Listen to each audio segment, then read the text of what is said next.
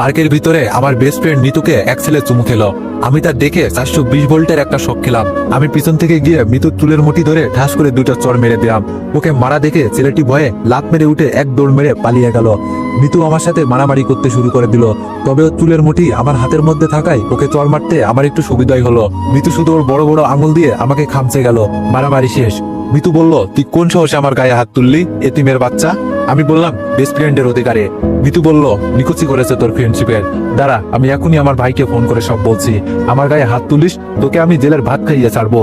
আমি বললাম, যে এতিম তার আবার কিসের জেলের ভয়? বাইরে থাকলে তো 2 মুঠো খাবারের জন্য কত কষ্ট করতে হয়, তার থেকে জেলে গেলেই ভালো হবে, অন্তত খাবারটা পাওয়া যাবে। মিতু বলল, তুই আমার গায়ে হাত তুললি কেন? আমি বললাম, ওপর সাথে না মিশতে আমি তোকে এর আগেও অনেকবার নিষেধ করেছিলাম, কিন্তু তুই আমার কথা শুনিস নাই। ওর সাথে মিশে পার্কে বসে চুমাচুমি করছিস। মিতু বলল, আমার বিয়ের সাথে চুমাচুমি করব না কি করব সেটা আমার পার্সোনাল ব্যাপার। আমি বললাম, ও তোকে নয়, তোর দেহকে ভালোবাসে, তোর বাবার টাকা পয়সাকে ভালোবাসে, অনেক মেয়ের সাথেই ওর সম্পর্ক আছে।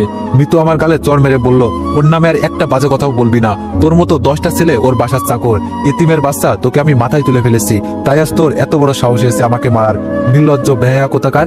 আমি বললাম, যত ইচ্ছে গালি দে, আর শোন, আমি তোকে শুধু বেস্ট ফ্রেন্ড না, ভালোবাসি। মিতু আমার গালে আবারও চড় মেরে দিয়ে বলল, এই নে তোর ভালোবাসার উপহার। আমি গালে হাত দিয়ে দাঁড়িয়ে থাকলাম। মিতু আবারও আমার চড় মেরে চলে গেল। আমি জানি মিতু আমার উপর রাগ করে এইসব বলেছে। ও কখনো ওর ভাইকে ফোন করে এইসব বলবে না, কেননা এর আগেও অনেকবার ওর সাথে আমার মারামারি হয়েছে। আর ওর ভাই সব জেনেও আমাকে কিছু বলবে না, কেননা ওর ভাইয়ের জীবন বাঁচাতে গিয়েই আমার আপু আজ হাসপাতালে কোমায় পড়ে আছেন। চলুন তাহলে আপনাদের সবকিছু খুলে বলা যাক। মিতু যে আমাকে এতিম বলল, আসলে আমি এতিম নই। এই শহরে একজন নামকরা ধনী ছেলে আমি, কিন্তু আজ আমার আব্বু থেকেও নেই। আমি যখন পেটে ছিলাম আর আমার আপুর বয়স যখন 5 বছর, তখন আমার আব্বু আমার আম্মুকে তালাক দিয়ে এক ধনী মেয়েকে বিয়ে করে নেন। এরপর একদিন আম্মু আমাকে জন্ম দিয়েই চলে যান না ফেরার দেশে। আমাকে কোলে করে নিয়েই আমার আপু মানুষের দ্বারে দ্বারে ভিক্ষা করে বেরিয়েছে। আমার বয়স যখন 5 বছর, তখন আমার আপু মানুষের বাসায় কাজ করে এনে আমাকে খাইয়েছেন। এভাবেই আপুর কাছে আমার মা বাবার আদরে বড় হতে থাকি। আমি যখন 9-এ উঠলাম, তখন আমার আপু মানুষের বাসায় কাজ করা ছেড়ে দিয়ে গার্মেন্টসে চাকরি নিল, কেননা আমার আপু ছিল অনেক সুন্দরী। বাসায় কাজ করতে গেলে অনেকে খারাপ নজর দিত। একদিন আমি এসএসসি পরীক্ষায় A+ পেয়ে আমি খুশিতে বাড়ি ফিরে দেখলাম আপু বাসায় ফিরে নাই। আপুর কাছে শুধু একটা ভাঙা বাটন ফোন রয়েছে। আমি পাশের বাসায় গিয়ে একটা ফোন চেয়ে আপুকে ফোন দিতেই এক ছেলে মানুষ ফোন ধরে হ্যালো বলল। আমি বললাম, আপনি কে? আমার আপুকে ফোন দিন। ছেলেটি বলল, তোমার আপু হাসপাতালে, তুমি এই হাসপাতালে চলে আসো। আমি গিয়ে দেখলাম আপু বেডে শুয়ে আছেন। ওর পুরো মাথায় চুলগুলো কেটে ফেলা, সাদা কাপড়ে ব্যান্ডেজ করা। আমি বললাম, আমার আপুর কি হয়েছে? মিতুর ভাই বলল, আমাকে সন্ত্রাসীর হাত থেকে বাঁচাতে গিয়ে তোমার আপু গুলি খেয়েছে। আমি মিতুর ভাইকে গিয়ে বলতে লাগলাম, আপনার জন্য আমার আপুর এমন হয়েছে, আমার আপুর কিছু হলে আপনাকে ছাড়বো না, আপু ছাড়া আমার আর কেউ নেই।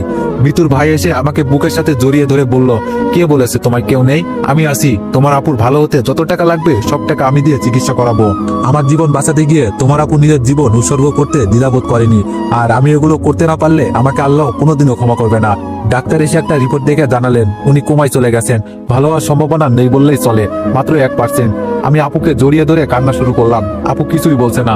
দেখলাম শুধু ওর চোখের কোণা দিয়ে 2 ফোঁটা জল বেরিয়ে আসলো। সেই থেকে মিতুর ভাই আমার আপুকে দেখার জন্য একজন নার্স রেখেছে এবং সমস্ত চিকিৎসার দায়িত্ব উনি নিয়েছেন। আমি অনেকক্ষণ পার্কে বসে থেকে বাড়ি যাওয়ার জন্য বের হয়ে রাস্তায় যেতেই কিছু পুলিশ এসে আমাকে অ্যারেস্ট করলো। সরি আবির, আমার কিছুই করার নেই, উপর থেকে অর্ডার তোমাকে অ্যারেস্ট করার। মিতুর ভাই বলল, এবার আমার বোন আমাকে নয়, ডাইরেক্ট থানায় এসআই এর নিকটে নারী নির্যাতনের কমপ্লেইন করেছে। আমাকে ক্ষমা করে দিও, আমি নিরুপায়, তবে তোমার জন্য আমি সাজাটা কমিয়ে দেওয়ার ব্যবস্থা করতে পারি। আমি সব বুঝতে পেরে আমার 2 হাত সামনে বাড়িয়ে দিলাম। মিতুর ভাই আমাকে হ্যান্ডকাপ না পরিয়ে বলল, তার দরকার নেই, তুমি এমনিতেই চলো। আমি জিপে বসে ভাবছি, কতদিন মিতু আমাকে চড় মেরেছে বিনা দোষে বিনা কারণে। কই, আমি তো কারো কাছে কমপ্লেইন করে নাই, আর আজও আমার বিরুদ্ধে কমপ্লেইন করে আমাকে পুলিশে ধরিয়ে দিল। আমাকে জেলের ভিতর ঢুকিয়ে দিয়ে মিতুর ভাই বলল, তোমার যখন যা দরকার হবে আমাকে বলো, আমি সব ব্যবস্থা করে দিব, আর তোমার নিম্ন শ্রেণী 1 মাস জেল খাটতেই হবে। আমি কিছু না বলে মিতুর ভাইকে বললাম, আপনি শুধু আমার আপুকে দেখে রাখবেন প্লিজ, আর আমার তো সামনে এইচএসসি পরীক্ষা, জেলের ভিতরেই যদি আমার পড়াশোনার ব্যবস্থা করে দিতেন। মিতুর ভাই বলল, আচ্ছা সব করে দিব। বলেই মিতুর ভাই উনার চেয়ারে গিয়ে বসলো। আমার জেলে থাকতে কোনো সমস্যা হলো না। প্রতিদিন ক্যালেন্ডারে তারিখ গুনতাম, কবে 1 মাস হবে, জেল থেকে বেরিয়ে আপুকে দেখবো। এভাবে 1টি মাস পার হয়ে গেল। আমাকে জেল হতে মিতুর ভাই ছেড়ে দিয়ে বললেন, এই টাকাগুলো রাখো, এখানে 50,000 টাকা আছে। আমি টাকাগুলো নিতে না চাইলেও জোর করে আমাকে দিয়ে দিল। আর কতদিন মানুষের লাতিগুতো খেয়ে বেঁচে থাকবে? এবার জীবনে কিছু করো। আমি বললাম অবশ্যই কিছু করব, তবে আমার পরীক্ষাটা আগে হয়ে যাক। বের হয়ে আসছি আর ভাবছি, টাকাগুলো যদিও ব্যবসা করার জন্য সামান্য, তবুও আমার মতো এতিমের কাছে এই টাকাগুলো অনেক। এই টাকাগুলো দিয়ে আমি আমার ভাগ্যটা লিখবো। আপু সুস্থ হলে ভালো একটা ঘরে ওর বিয়ে দিব, আর আমার বেঈমান বাবাকে সব বুঝিয়ে দিব। কিছুদিন পর আমার এইচএসসি পরীক্ষা শুরু হয়ে গেল। আমার আর মিতুশ্রীর পাশাপাশি পড়েছে। আমি চুপ করে মাথা নিচু করে বসে রইলাম। আমার ক্লাসের কয়েকজন বন্ধু এসে বলল, তুই টেস্ট পরীক্ষায় কলেজে সব থেকে ভালো রেজাল্ট করলি, এরপর কোথায় হারিয়ে গিয়েছিলি? জানিস আমরা সহ কলেজের সব স্যাররা তোকে কত খুঁজেছি। সব স্যারেরা ধরে আছেন তুই কলেজের মুখটা উজ্জ্বল করবি, আর তুই কিনা এতদিন পর পরীক্ষা হলে এসে হাজির হয়েছিস। কি হলো, কিছু বলছিস না যে? আমি বললাম, আমি এতদিন জেলে ছিলাম, 5 দিন হলো ছাড়া পেয়েছি। আমার কথা শুনে সবাই যেন আকাশ থেকে পড়লো। এতদিন জেলে ছিলি মানে? এসব কি বলছিস, মজা নিচ্ছিস নাকি? আমি বললাম, না সত্যি বলছি, আমি এতদিন জেলে ছিলাম। কিন্তু জেলে কেন, কিসের জন্য, আমার ভাগ্যের লিখন। একদিন তোদেরকে সব বলবো। স্যার খাতা হাতে রুমে প্রবেশ করলেন। যে যার জায়গায় গিয়ে বসলো। আমি যেদিকে তাকাই সবাই দেখি আমাকে কেমন চোখে যেন তাকিয়ে আছে। ওরা হয়তো ভাবছে জেল খেটেছি, নিশ্চয়ই বড় ধরনের অপরাধী ছেলেটি। কিন্তু কেউ তো আর জানে না আমার বেস্ট ফ্রেন্ডকে খারাপ কারো কাছ থেকে বাঁচাতে গিয়ে রাগের বসে 2টা চড় মারার ফলেই জেল কেটেছে আমি। তার খাতাও প্রশ্নপত্র দিলেন। পরীক্ষায় প্রশ্নপত্র পাওয়ার আগে যতটা দুশ্চিন্তায় ছিলাম, প্রশ্নপত্র পেয়ে তা দূর হয়ে গেল। শুরু করে দিলাম লেখা। সবার আগে আমি উঠে দাঁড়িয়ে গিয়ে, স্যার অতিরিক্ত পেজ লাগবে বলতে স্যার সহ পুরো রুমে ছাত্রছাত্রী আমার দিকে তাকালো। এত তাড়াতাড়ি অতিরিক্ত পেজ নিব শুনে এক স্যার এসে আমার খাতাটা উল্টে পাল্টে দেখলো। আমি ভাবছি স্যার এমন করছে কেন। পুরো খাতা দেখলেন, পরে আমাকে খাতা দিলেন।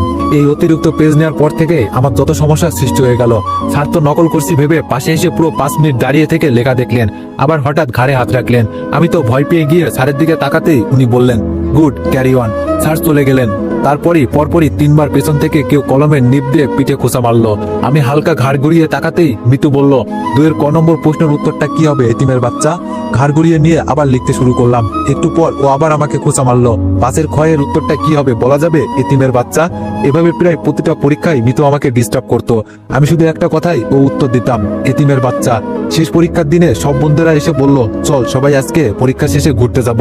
আমি কিভাবে ওদেরকে বলবো আমার কাছে ঘুরতে যাওয়ার মতো টাকা নেই? মিতুর ভাই আমাকে যেই টাকা দিয়েছে তা আমার ভাগ্য লিখতে, বন্ধু বান্ধবের সাথে ঘুরে আড্ডা মস্তি করতে নয়। ওরা কথাগুলো বলে যে যার জায়গায় গিয়ে বসলো। আমি পকেটে হাত দিয়ে দেখলাম মাত্র 20 টাকা রয়েছে। 20 টাকা গাড়ি ভাড়া দিয়ে 10 টাকা গাড়ি ভাড়া রাস্তা হেঁটে বাড়ি যাব বলে 20 টাকা নিয়ে এসেছিলাম। পরীক্ষা শেষে সবাই এসে ধরলো, চল তোকেও যেতে হবে। আমি বললাম, না আমার কাজ আছে, তোরা যা। ওরা সবাই চলে গেল। আমারও ইচ্ছা হচ্ছিল ওদের সাথে যাই, কিন্তু সেটা তো আর আমার ভাগ্যে নেই। মন খারাপ করে বাসায় গেলাম। হঠাৎ বালিশের নিচে আপুর ভাঙা বাটন ফোনটি ধরতে আমার মন খারাপ মুহূর্তের মধ্যেই ভালো হয়ে গেল। মনে হচ্ছে আজ আমি পৃথিবীর সবচাইতে খুশি। মিতুর ভাই মাসুদ বলল, হ্যালো আবির, তুমি কোথায়? আমি বললাম, বাসায় ভাইয়া। মিতুর ভাই বলল, তাড়াতাড়ি হাসপাতালে চলে এসো, তোমার আপু কোমাই থেকে বের হয়ে এসেছেন। এইমাত্র হাসপাতালের নার্স ফোন করে জানালেন আমায়। আমি যাচ্ছি, তুমি চলে এসো। মাসুদ ভাইয়ার কথা শুনে আমার খুশিতেই চোখে পানি চলে আসলো। দৌড়ে গিয়ে দেখি মাসুদ ভাইয়া আপুর পাশে বসে আছেন। আমি গিয়ে আপুর দিকে চেয়ে থাকলাম। আপুর চোখ বেয়ে জল পড়ছে, সাথে আমারও। ডাক্তার এসে জানালেন, আপনার ভাগ্য অনেক ভালো, আপনার ভালো হওয়ার কোনো সম্ভাবনাই ছিল না, কিন্তু আল্লাহ পাকের দোয়ায় আর এই মানুষটার জন্য আজ আবার আপনি সুস্থ জীবনে ফিরে আসলেন। মাসুদ ভাই বলল, আচ্ছা আমি আসি তাহলে। আপু বলল, মাসুদ ভাইয়া চলে যাবে কি? আপু আমাকে ওনাকে ডাকতে বললেন। আমি ডাকতে মাসুদ ভাইয়া আবার আসলো। আপু ওনার এক হাত ধরে কান্না ভেজা কণ্ঠে বললেন, আপনার এই ঋণ আমি কোনোদিনও শোধ করতে পারবো না। মাসুদ ভাই বলল, এভাবে বলছো কেন? আমার জন্যই তোমার এই অবস্থায় পড়তে হয়েছিল। নিজের জীবন হতে কয়েকটা বছর হারিয়ে ফেলেছো, আমি ঋণী তোমার কাছে। মাসুদ ভাই বলল, চলো আমার গাড়িতে করে তোমাদের বাসা অব্দি এগিয়ে দিয়ে আসি। আপুকে নিয়ে আমি পিছনে বসে আছি আর ভাবছি, মাসুদ ভাই সত্যি মানুষ নয়, ফেরেশতা। এমন একটা মানুষের হাতেই যদি আমার আপুটাকে তুলে দিতে পারতাম, তাহলে ভাই হিসাবে আমার আপুটাকে শ্রেষ্ঠ উপহার দেওয়া হতো আমার। বস্তির এক নোংরা জায়গায় গাড়ি থামাতে বলাই মাসুদ ভাইয়া অবাক হয়ে বললেন, এখানে গাড়ি থামাতে বললেন যে? আমি বললাম, আমরা এই বস্তিতেই থাকি, একটু ভিতরেই আমাদের বাসা, আর বাসা অব্দি আপনার গাড়ি যাবে না। গাড়ি থেকে নেমে আমরা চলে আসতে উনি আমাদের ডেকে বললেন, কোনো সমস্যা বা প্রয়োজন হলে জানাইও, ইনশাল্লাহ নিজের সর্বোচ্চ দিয়ে তোমাদের পাশে থাকবো। আপু মাথা নাড়ালো, উনি চলে গেলেন। আমি আর আপু আমাদের বাড়িতে চলে আসলাম। কয়েকদিন পর আপু আর আমি বসে থেকে প্ল্যান করছি কিভাবে আমাদের এই পরিস্থিতিটা বদলানো যায়।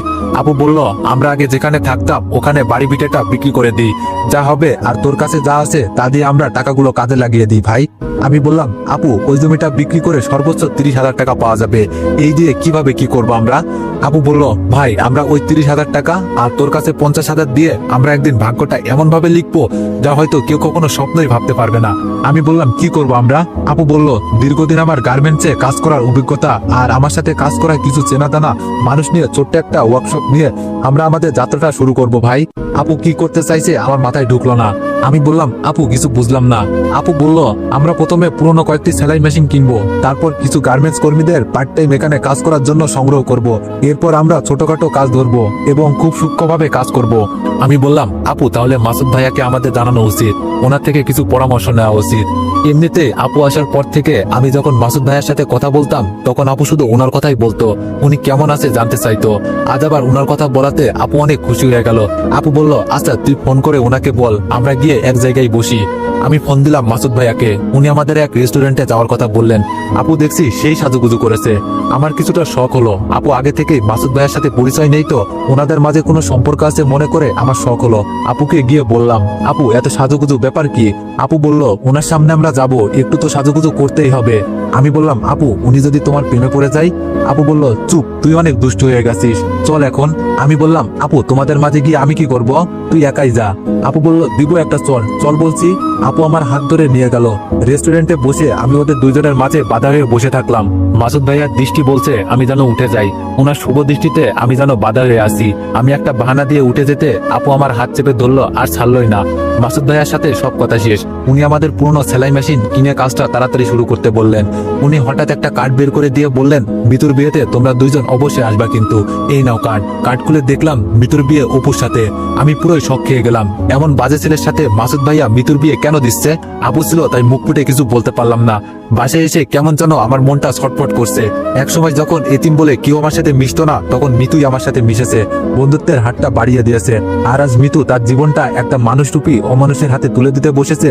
ওর বেস্ট ফ্রেন্ড হিসাবে আমার কি কিছুই করার নেই? অবশ্যই আছে, ওর চোখ থেকে অন্ধকারের পটিটা তুলে ফেলতে হবে। যে করি হোক এই বিয়েটা ভাঙতেই হবে। মাসুদ ভাইয়াকে ফোন দিলাম, উনি ফোন ধরলেন না। আমি ওনার থানায় গিয়ে সব বলে দিলাম এবং সত্যি কিনা তার প্রমাণ দিয়ে অপুর সাথে সম্পর্ক করা সব মেয়েদের সাথে ওনার কথা বলিয়ে দিলাম।